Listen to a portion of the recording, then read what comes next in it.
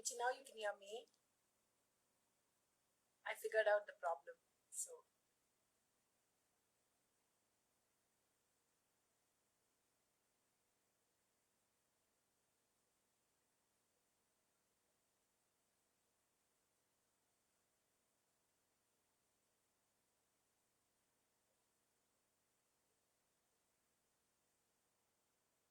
hi Bhavajan. Welcome. I'm just waiting for Sudharma to join.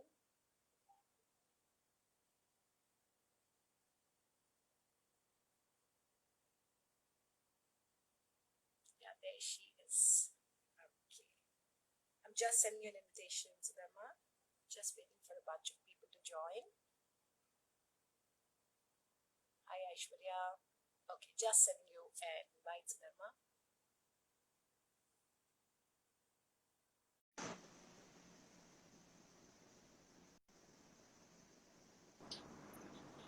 Hi.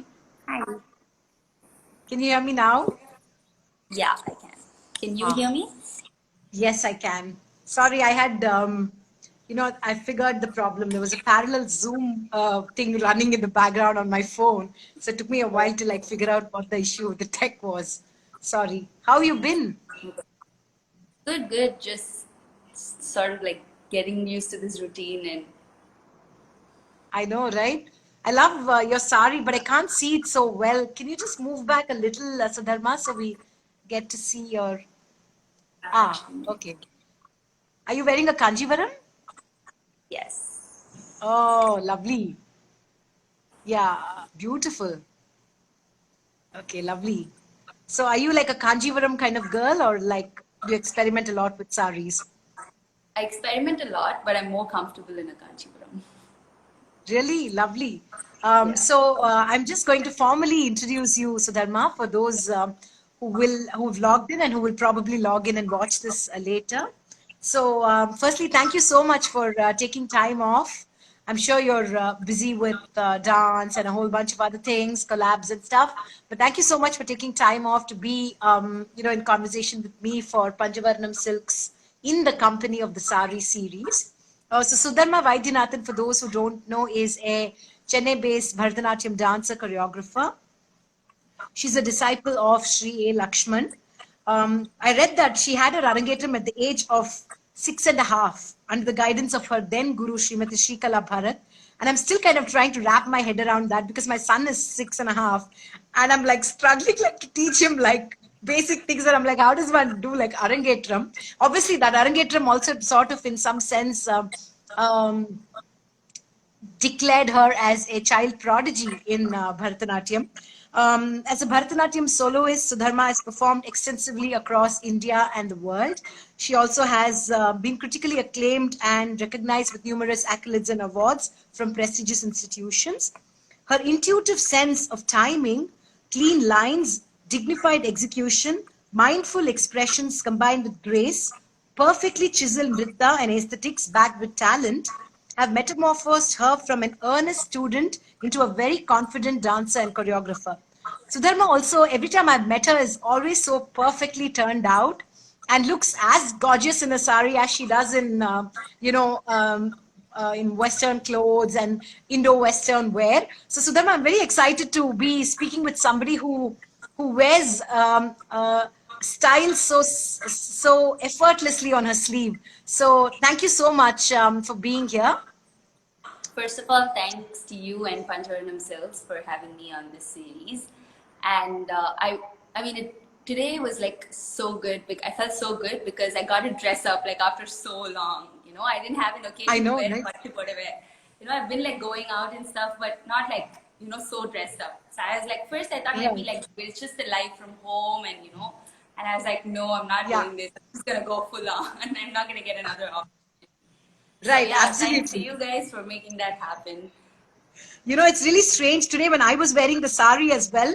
I was just thinking that the one thing in my life that won't complain of not having been used are my saris, because I've literally, thanks to Instagram live sessions, worn like all my saris through this time, Yeah, and they're all I just need to like really. appreciate you for like what you've done over the last 6 months. Like we see you Oh, every other thank day you. doing like a different live, and everything is so like different, and it caters to the like different audiences that you're talking to, and I mean, great I job really on it. appreciate that.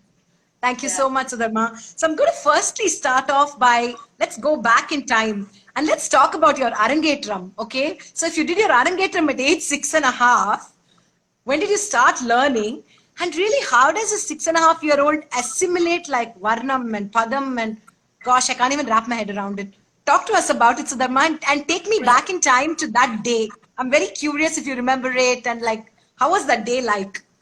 So, to answer the first question, I started 2 years before that. So, I must have been somewhere around 4 or 4.5. I actually joined my current guru, A. Lakshman, first. But he was teaching in Okay. Kirok and we were living in T Nagar. So, it was quite a Right. distance from like a 4-year-old. Right. So, he suggested that I go to Shrikala Bharat, who was my first guru, Okay. and that's how I started Guru. with her. And I think she decided, it was completely on, like, it was her decision that we would do the Arangetram in 2 years from when I started. Right. And yeah, I mean, I actually don't remember anything, like the dance part of it. I don't remember anything. I just remember from Right. watching videos and pictures. But the only thing that's like so like stuck in my Ingrained. memory is so my Arangetram was probably 2 hours long, and we had the meeting towards the end. So we didn't like have Okay. a intermission in between, because actually I need to talk about that. My guru wanted to have, usually we have this chief guest talk and everything in between after the Varnam, Correct. but Yeah. instead we had a performance by children with disabilities who are blind, deaf and dumb. They performed for Oh, a song. They performed for Bo Shambo in between. So that was my break. So my meeting was pushed to the end, and I was kind of like done with my Arangetram, right? So, right. and that's the only time when the meeting happens, they turn on the house lights. So I could see Okay. everybody for the first time, and it was a Wow. huge auditorium. It was like close to 2,500, 3,000 people. Where was It this, was at the Sudharma? Image Auditorium in MRC Nagar. Oh, yeah, yeah, yeah. MRC Nagar. Yeah. It's, yeah, it's quite a huge auditorium, and they never do Yeah. like dance programs there. So well, mine was the first Correct. Navigator. So it was packed, and then I see my cousins running down the aisles on either side, and I'm like waiting to get off the stage, and everybody's talking, and everything is happening. That's the only thing I remember. And after the engagement was over, we were like running around, pulling down all the decorations and the males and everything, and throwing it all over the place. That's the only thing I remember. But Oh, yeah, and apart from that, I don't remember how I got prepared for it, how I went through the whole engagement. I just know things, wow. facts, what people tell me. Yeah. Yeah. But like, I mean, I mean, when you look back, like, I'm just trying to like process like how. So it's actually like one thing is I'm curious. Like, obviously, like to be able to do that, one needs like an like extra spunk, right? It's not the thing of anybody and everybody to kind of assimilate so much. Like the margam is like so many items in it, right? Yeah, and I So did a to have pretty learned. like complete margam, I should say. I mean, and all credit goes to my mom and my guru. Like they like trained me. I'm like nothing like that. So I pretty much did a full margam, except I didn't do like two padams or anything, which we do Okay. now. I just Yeah. did one kirtanam, which was Okay. kind of Yeah. apt for Yeah. a kid at that point. For a kid. And Yeah. then I had another andal piece that I did after the Tilana. So these were my Okay. padams technically. But apart from that, I Yeah. did an entire margam with the Pushpanjali, Alaripu, Jatiswaram, Varnam, and all of that. So yeah, I mean, right now thinking about it, I don't know how I did it. It's hard for me to I do a know. margam like that now. But Yeah.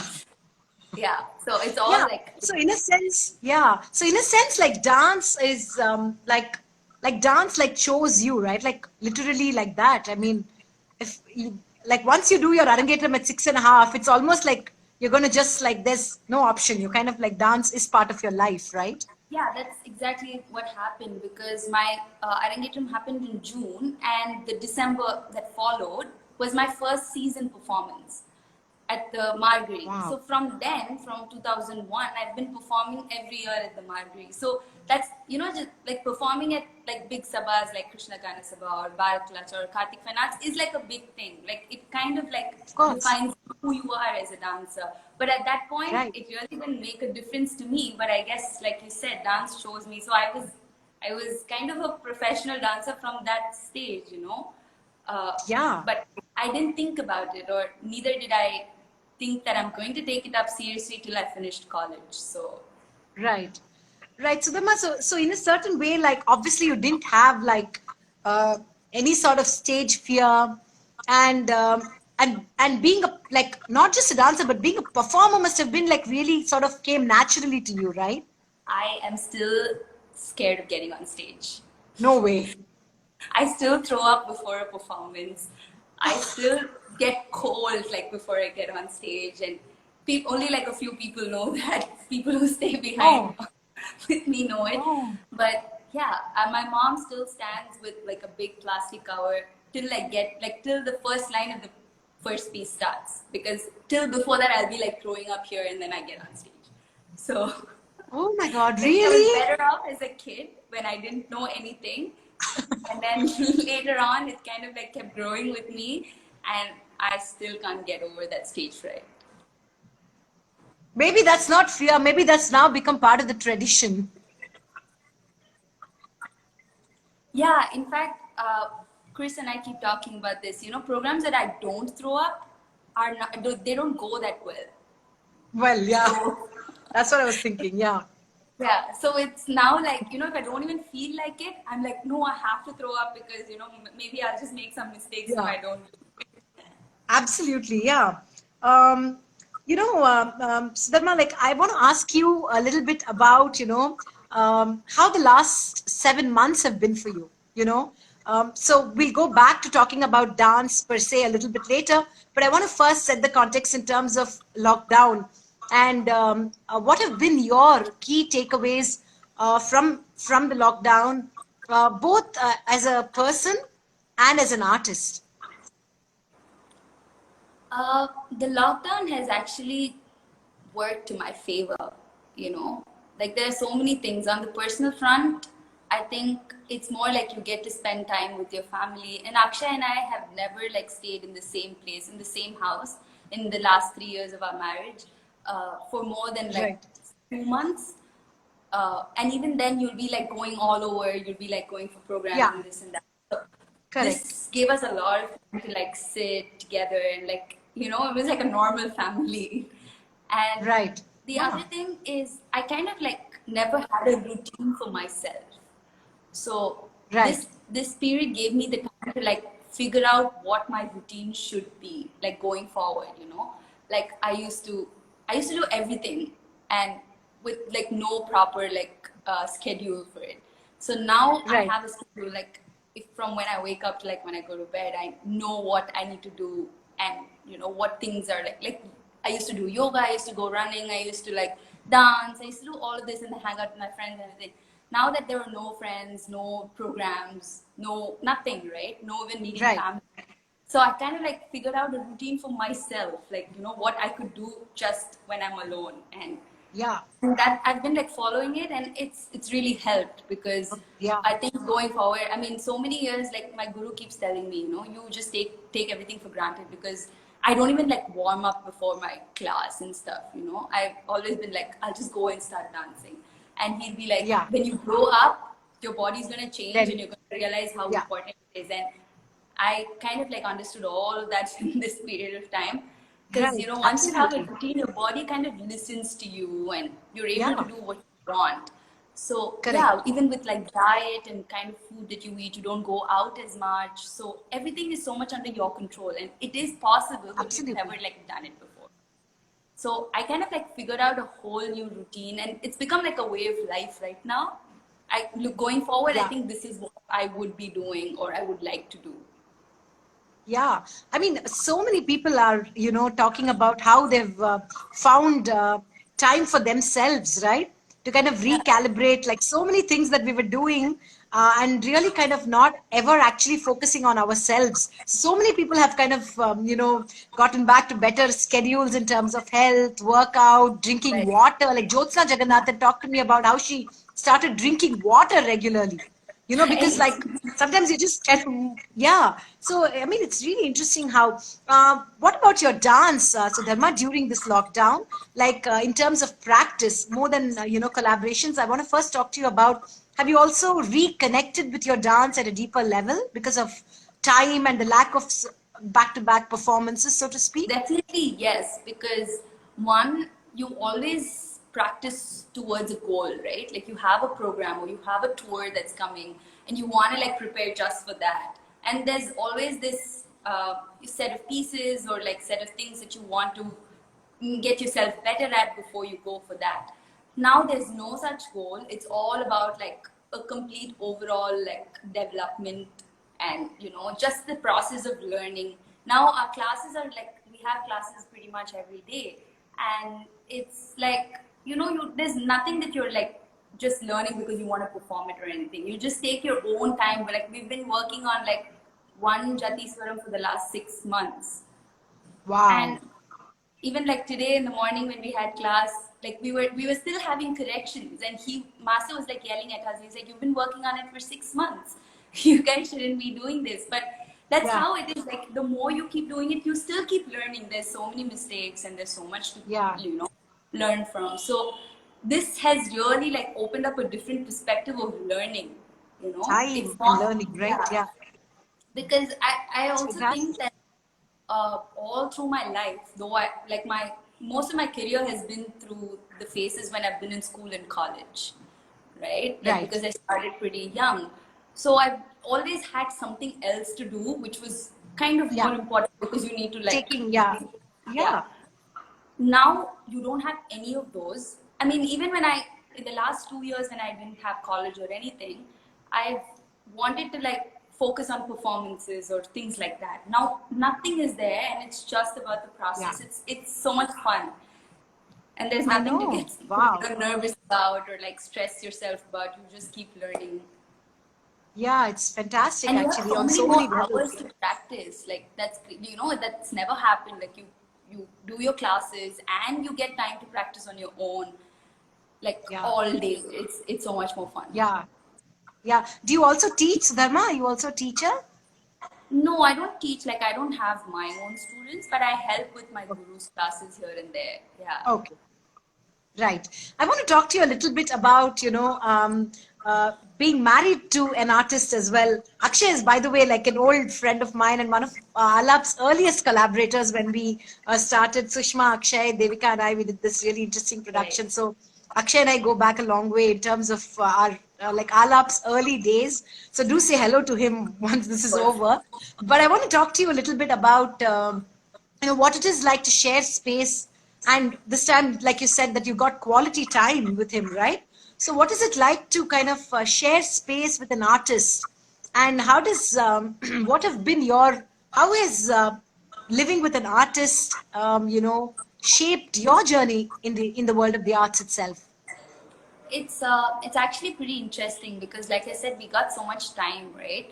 This during this lockdown, so we kind of started realizing that there's a lot of like differences in the two art forms, though they kind Mhm. of go so well together. Like a Correct. dance performance is incomplete without a mridangam, Yeah, and there's so absolutely. much konakol that we use from Correct. their Yeah, vocabulary, rhythm. Yeah, yeah. but there's so much that is not being used or that we don't know as dancers or they and for him he's never uh, performed live as much with dancers. He's just done a Right. few programs where everything is like pre set. So Yeah. uh, when we kind of like started like learning about each other's way of choreography or like how we come up with ideas and everything, we realized that there's so much to learn. So I started actually in the beginning of lockdown, I started taking some konoko lessons with him where Oh, you just put like talam and say different konoko nades and stuff, but we don't do that in dance as much as a training, as a right. process of training. Right. So we were doing like a lot of lessons in that sense, and then he would like learn how to do choreographed jatis. Like we have mridangis who do Oh, the right. Of jatis, course. Yeah. Yeah. but it's a completely different space. Not Different. all mridangis can do that because they have to Can do that. understand the dance, they have to understand each Dance. movement, and the nade might, the shoulder might be the same. It might just be the same takadimi, but where you put it or what comes before and after is so different. So we kind of like Right. shared so many ideas, and in the process we were able to like realize that there's so much more space for collaborations, and that's, you know, not Yeah. just them accompanying us or we just dancing to their kanakas, but there's so Right. much more that we can More. work on. Yeah. And you're saying this is despite the fact that they're that, like you said in the beginning, that there are so many like differences, right? Despite the differences, you're saying there are possibilities in collaboration. Yeah, because there, I mean, see, dance is so open. Like you can take any kind of music or any kind of Yeah. rhythm and try to like make it What it, work. So there's so yeah, much yeah. of, within that like, you know, within the borders you have so much space for explorations. So Yeah. that's exactly what you can do once you understand the other art also. Well, you can't just say, Right. okay, I know just a few basics and then I just start exploring. Like you, I mean, Right. I think you I need don't to know, because you understand it use in the depth. word, yeah, but because you use the word border, so Dharma, instantly kind of I thought of the sari, and it's also like in some sense like the sari, the framework is like the border, but within that you can kind of like you know, we have so many Exactly. saris with so many textures The and weaves colors, and the colors and motifs, the patterns, you know, just everything can be endless so different. And even possibilities. a small change in one existing pattern can look Can completely different.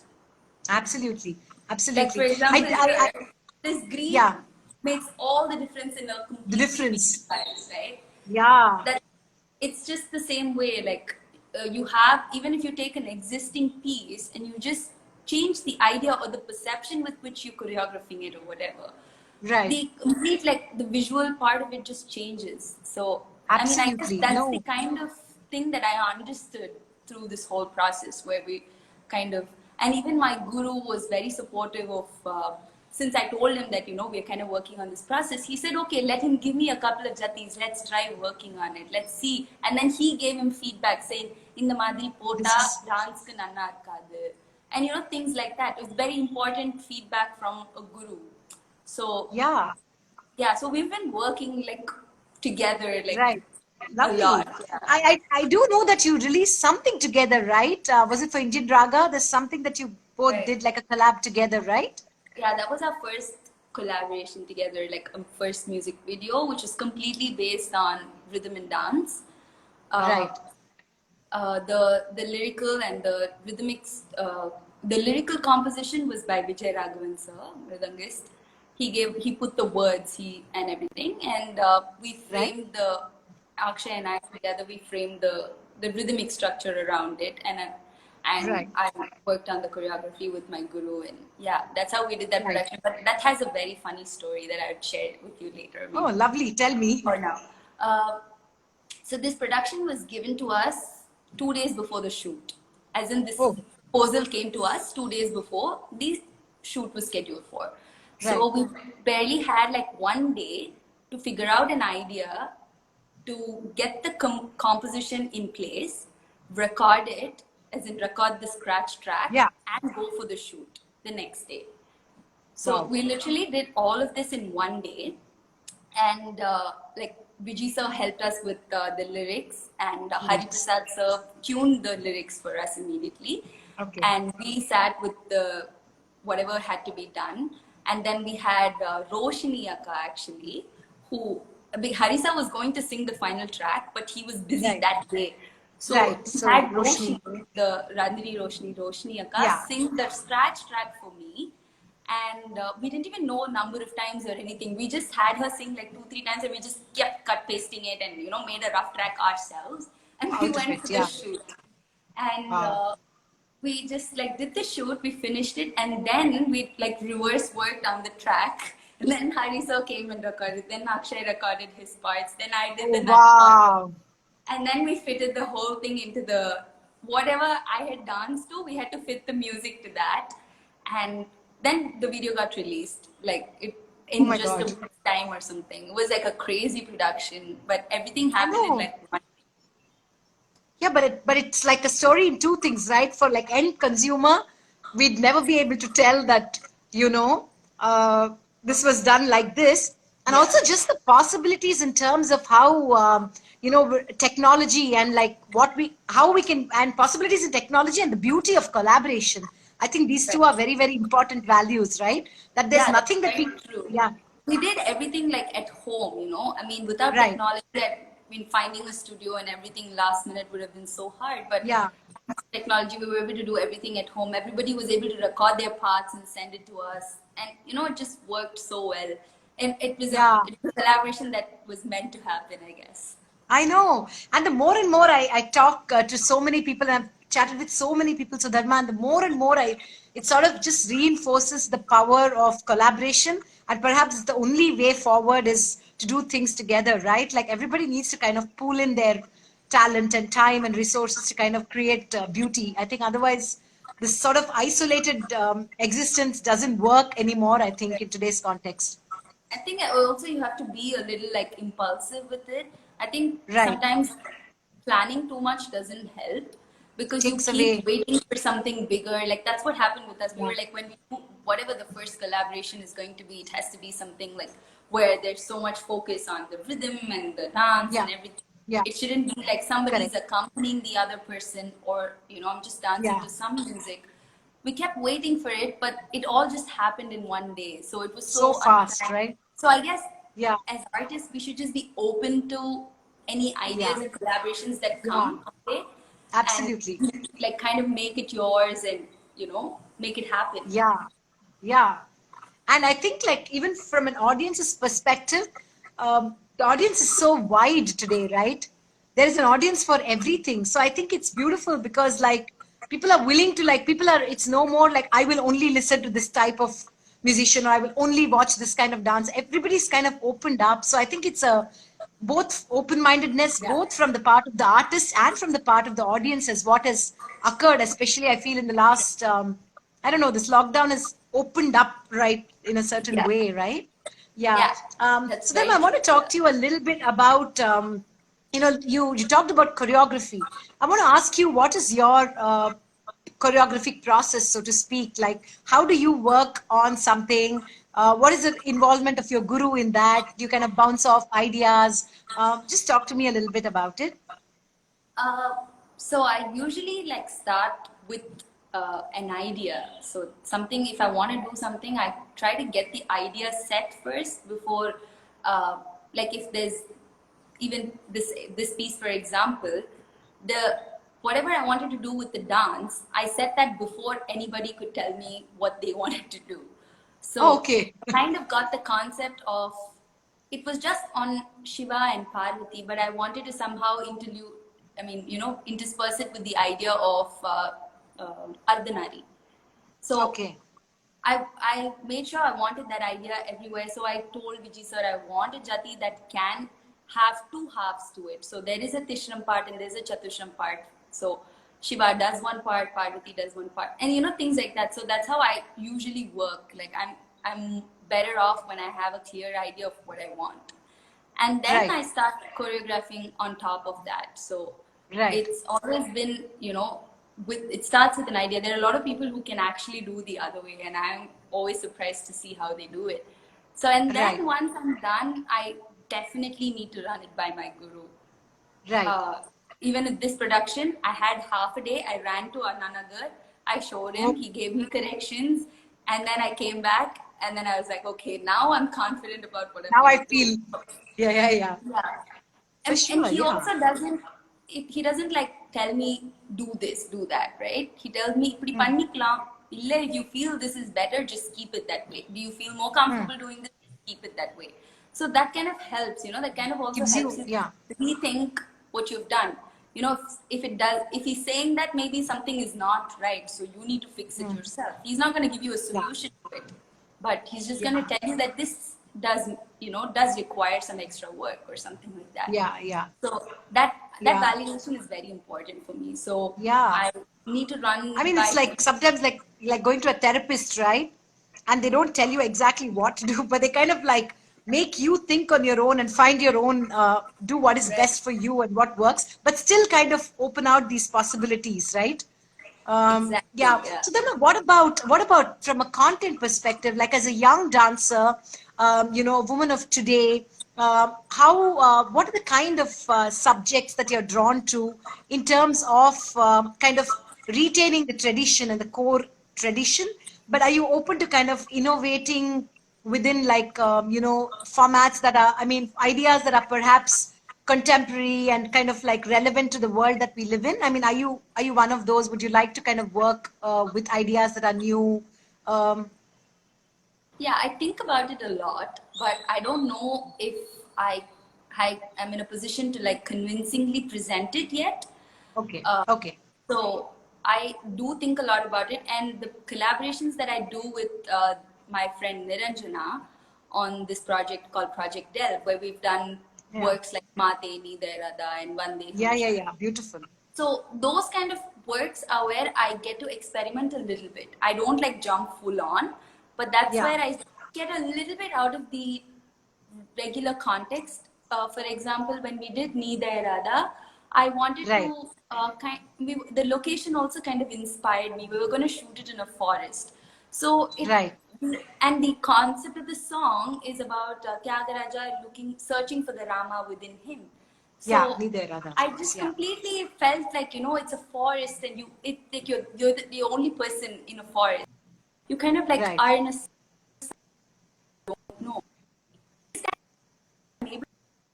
fully explore, but still in a what do you say? Like, I don't think I'm still in a position to like completely go full on and do a production or something like that yet. Still Yeah, completely contemporary in thought, not in dance. But I think yeah, I'll get there. It's too soon for me yeah. as a dancer. Yeah, I think that's great. That kind of clarity is great. But do you think, Sudharma, do you think that it's important for young dancers to kind of look at the world around and perhaps use their dance as a, as an instrument to really communicate and tell, like, stories that matter in some sense? Like, I mean, I often think about it as a member of the audience, because sometimes when I watch dance, I wonder whether it would be interesting to see how dancers would, pick an issue that is like that's really relevant to us, and if women dancers could actually portray those subjects. So do you think it's important for dancers to kind of also be, in some sense, I'm not saying activists, but I'm saying like to kind of look around the world and actually create work that is reflective of the world that we are in? Definitely, yes. And a lot of people are actually doing it, and it's Doing that, definitely yeah, successful at it, which is great, yeah, because I yeah, mean, even my generation of dancers, a lot of them are doing that, right? yeah, Which is amazing. But you need that conviction, and you need that confidence before you do it. And you need to be convinced completely about how you're presenting it. I think when you yeah, have absolutely. clarity in all those fronts, you should do it. Like, because uh, that's what dance is about, right? You're trying to communicate ideas, and you're trying to like reach a larger audience through just the art, and not just by what you think it is. And it kind of gives you that scope for the audience to understand it in their own sense, like so Right, yeah, I mean, I'm definitely open to like work like that, but like I said, I don't right. think I'm yet for it. Yeah. So then what is your relationship with dance as somebody who started dancing at age 4? How is your relationship with dance? Like, if I were to like ask you, like, your identity is that of a dancer, right? Like, if somebody asks you, who are you? I suppose your instant answer would be, I'm a dancer. So dance is, yeah, being a dancer is such an integral aspect of who you are. But what is Yes. your relationship with it? Like, how would you define it? How has it evolved also over the years? Uh, well, my relationship with dance has always been something that gives me instant like happiness. When Okay, thinking joy. about it, or just uh, when I had nothing to do, I'm just like sitting and like doing something with my hands. It keeps my mind kind of alive. So Alive. yeah, so I think my relationship has always been something of fun and happiness, but I think Yeah, it's kind of reciprocated, right? So like as you mature, like the dance also kind of gives you so much. It's given me that yeah, identity, yeah, right? Yeah, So if you don't grow with it, I don't think you can get that identity. So I think over right. time, I've also learned uh, so much about it, and the dance has also learned about me, and the relationship has kind of like become so much more stronger because of that. Right. And also personal, I suppose, right? Because everybody But develops with their dance a certain sort of a unique, like within the framework, you kind of craft for yourself your own kind of identity, right? right, I mean, it's very Yeah. important you do that. I mean, otherwise you don't have yourself in the dance, right? It's just the dance. Yeah, for sure. We did this really interesting conversation on your voice in dance, and we talked about how it's important for every dancer to have a unique dance voice, right? Right. So, absolutely. Speaking of relationship, Sudharma, I want to ask you about your relationship with the sari.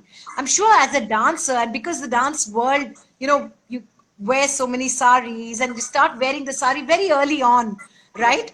I mean, what is it like to wear the sari? You told me that it gave you a lot of joy to wear the Kanjivaram today, right? Talk to me about your engagement with the sari itself. I think my first sari was when uh, around 2006 or 7, if I'm not wrong. Uh, that's when I tied like a sari officially on stage, and like I did Natwangam for my guru the first time. So that's when Oh, I did like a proper sari, like pattu sari on stage, and did that. But I've always been like fascinated by it because you always see people, and my mom's like a huge fan of saris, and she has the best. Even today, what I'm wearing is hers. it's hers. So Okay. yeah. So, she has this amazing collection that's always been like Collection. Yeah. something that you want to get, keep it and Yeah. like make your own. And Yeah. Yeah. Yeah. yeah, so it's always been like there with me, but I got to, wear them like from somewhere around 2006 or 7. And since then, I have this like huge collection, and, and it's more for me, shopping saris is more like, therapy. So Oh, it's not like I need an sounds familiar. occasion to shop for. I just go and then be like, oh, this is nice. And for me, it's all about the first sari that you see.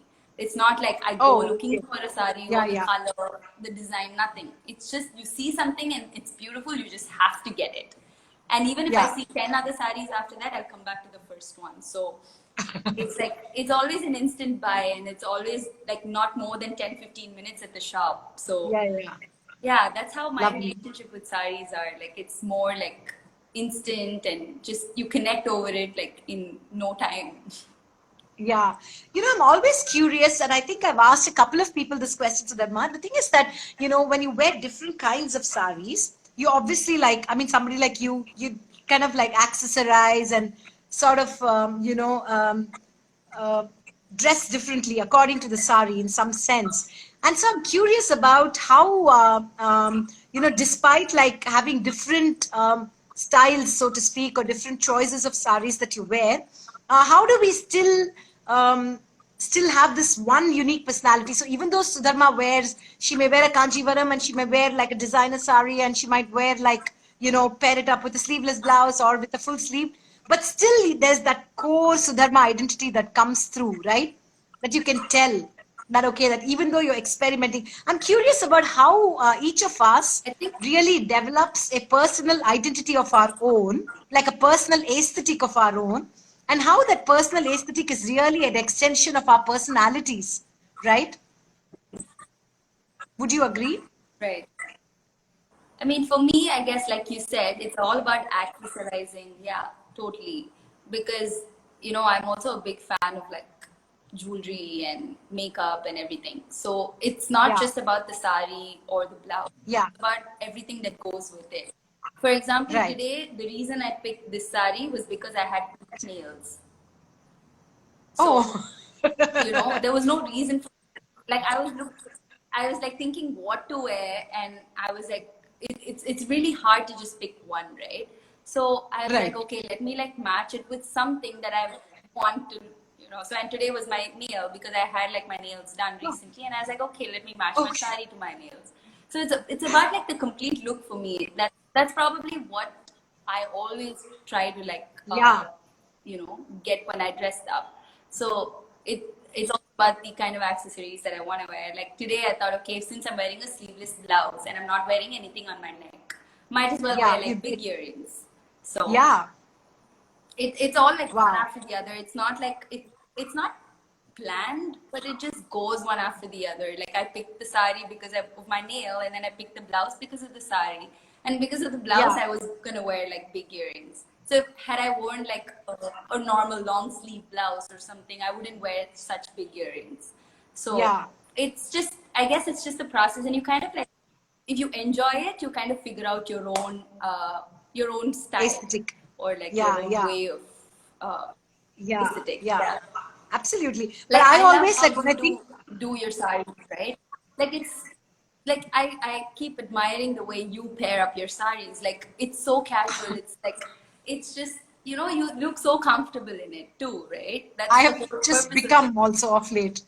You know, Yeah, I which must tell is you, great. Sudharma, actually, that like up until like 8 years ago, I used to work as a journalist. So mostly I would be literally in like journalist look, torn jeans, t-shirt and like one jolna pai. I was that person. And then after I sort of got into the arts, I remember at the first Natyakala conference, Shweta Prachande would make so much fun of me because I had only like a few saris. And then I used to, of course, wear saris, and she would be like, Akka, you have to like get more saris and stuff. And now I have a huge collection, and it's sort of like literally like if I have to go out today, I never think of wearing a salwar kameez. I'm like, it Right. has to be a sari, right? Yeah. So it's like I've kind of grown into it now. So yeah, lovely. What's on your wish list, Sudharma, like in terms of saris? Like what are the kind of weaves and are you one of those? Like you told me that you're an impulsive shopper and the first sari that appeals to you, but are you like also like people are talking a lot about shopping consciously, trying to collect sensibly, collect stuff that is like that appreciates the work of artisans. So do you kind of try and do that in your shopping experience? I don't do it consciously. I think it just happens sometimes. Happens. But I mean, my wish list is, I don't think I have a wish list. It's just like, you know, you want everything. It's just being greedy. But yes, my long term goal would be to have at least one of each kind, like all the weaves I know. across India, Yeah. right? So that's like probably my long term wish list. But right now, it's all about like collecting pastel color sarees.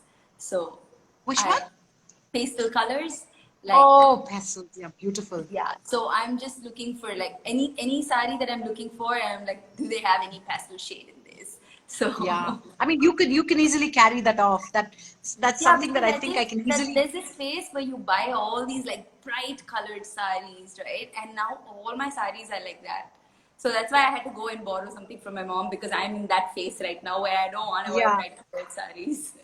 Right. But like every time I see like you wearing, I feel like there's a certain very, like a very gentle, but a very sophisticated kind of style that comes through in like everything that you dress. There's a quality of gentleness, okay, but there's also a quality of like very like up with in sync with style kind of one look that I'm always like associating with you. So I'm always like assessing people with their sari personality, and I think that because it's such a great yeah, it's some sense a marker of our identity, right? How we dress in a sari somehow I feel like is It just like an makes you extension feel of like a completely different person, right? Like person, right? it brings out your personality like totally. In like right Yeah, now, after like so many days, I feel so good about myself. I Though know, I wear right? like practice sarees for class every day, it's nothing Yeah, like wearing a proper sari and like just walking yeah, around. And I'm pretty sure for the rest of the day, I'm gonna stay like this, even if yeah, it's hot. I mean, it's just that kind of feeling that it gives you. So, yeah. and like you said, thank you for all the compliments. But I think it's just every day what your mood is, what you feel like doing, how you like. Even today, I was just gonna like just sit with some normal like dressing, and then I was like, no, I'm gonna do makeup. It's been so long. No, I'm Yeah, gonna accessorize myself. So it's just yeah, about how you feel that day. yeah, And absolutely. yeah, And it's also amazing how small things like just one shot of kajal can kind of like just make us feel better, yeah. right? Like Yeah, you know what? Today I tried this like new style where I usually don't. I Oh, just like smudged my kajal a little bit, oh, and it's wow. actually very little kajal, but I smudged it to make it look really bright. Oh, it looks So great. I'm Yeah. experimenting, and I'm not wearing kajal Yeah. at all, but Oh, I you're just not. smudged Okay. it all like under my eyes, and it just Oh, makes me feel different. yeah, I'm like a big fan of eye makeup, and I'm constantly looking at like all these Vogue and Ella constantly like giving out like tips on eye. That's like my most Yeah, favorite thing to do. But in today's context, you can't even go to a salon and sit and like read and like, that kind of time is also gone. yeah. But I also want to ask you one secret about your perfectly beautiful hair, which always looks like so like perfect. Please, could you give us some tips on like this? Today is bad hair day, by the way, because I had class in the morning and it's super frizzy. Look at it. But yeah, it's just good genes, and it's my mom. Like, she's the one who takes care of my hair. So she makes her own oil, and then she Oh, makes me like she gives me like oil massages every once in a week for sure. oh. Like, I have to do it, and it's just genes. Like, I ruin my hair like anything, but it just keeps growing. Like, I've done all possible treatments on my hair. I've colored it, like 3 4 colors are there on my hair, and but it's just good genes. Touch wood. That's great. And I'm sure like you're conscious about what you eat and uh, are I you one don't of eat those? out as much, so I think Okay. that's one good thing. It kind of helps me. Yeah, And even if absolutely. I eat out, I kind of like limit myself to the quantities that I eat them in. So it definitely makes a lot of difference. And like you said, you have to have a lot of water, which I also don't. Yeah, But yeah, yeah. Water is like, like elixir of yeah, life. I remember so Ramli all of Ibrahim those said it. things actually Water is the help in elixir all of of your life. skin and hair routines, right? Yeah, for sure, for sure. Oh my God, I feel so good talking about like hair and makeup and water. And I'm like, life's not so bad after all. There's a pandemic brewing around and we're busy discussing water. And but then anyway, Sudharma, one last question before we wind up is really what plans do you have ahead of you? Like normally, like in October, everybody would be talking about season and concerts and like schedules and what's in store for you and what are you planning to do? On a fun note, I'm planning for New Year's for the very first time. Yeah, Because I never get to like spend New Year's or like Christmas with my friends or family. So, I because like know. nobody in my It's party family time. are like a part of the dance or music scene, right? So all of Yeah, them like celebrate all of these events, and then I'm like sitting and practicing for season all program. yeah. So on a fun note, yes, New Year's, That's but great. other than that, I guess it's just about like waiting and seeing what's gonna happen, because all my tours and my shows got postponed to next year, and we still don't have Right. dates. So there's nothing like Yeah, really in clarity. that space, but a lot of collaborations are on the progress. So I'm That's really looking fantastic. forward to that. Like some really interesting Right. ones that I myself never thought I would do. So yeah. Oh wow. I just have one really strange question to ask you. On your on your Instagram page, I've been watching this brand called the Measuring Spoon. Oh Is it the yeah. Measuring Spoon? Oh my God, like their So it's desserts look actually like it's a outstanding. brand that my friend and I have just recently started. It's a baking company. Oh, oh, you are Right. also part of it. Right, yeah. It's my friend who Oh, bakes, and I'm the one who kind of does all the marketing and the promotions and the fantastic. brand. Okay.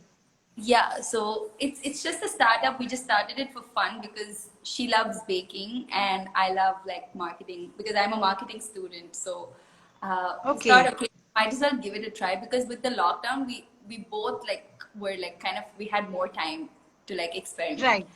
So that's how it started, and it's going well. It's our month 2 right now, so we're looking Okay. forward. So and what all do you do? Like do you do like just desserts? We basically we do like like a more sophisticated version of an Iyengar bakery, Oh, where you get like nice. everyday cakes, chai cakes, and stuff like that. So it's more about not like the fancy ones with so much of cream and all that. It's like something that you can have Yeah. every day with your coffee and tea. So Yeah. yeah, you Okay, should try that. nice. I'll send you some samples. Yeah. And because you said Iyengar Bakery, I don't know if you've ever like seen this. There used to be this thing called masala bread, probably before you were like born. They have these I've heard of masala it. bread, like it's like an open toast with Yeah. like shreddings of onion, tomato, capsicum. It's just delish. So if you ever want to extend it, then this masala bread is a good Iyengar bakery fit. Sure. Anyway, Thank you. Sudharma, it's been absolutely fun chatting with you. I had such a fantastic time talking to you. Thank you so Same here. much. Thank you. All Thanks right. for again Okay. having me, and thanks to Panjavarnam Silks. All right. Sudharma, I'm going to ask you to send me a photograph of you, a full-length photograph, because I Sure. didn't really get to see your picture. I'd love to post it on the page. Sure, Yeah? I'll do that. Yeah. Okay. Bye-bye. Okay, Thanks. bye. Take care. Yeah. Bye.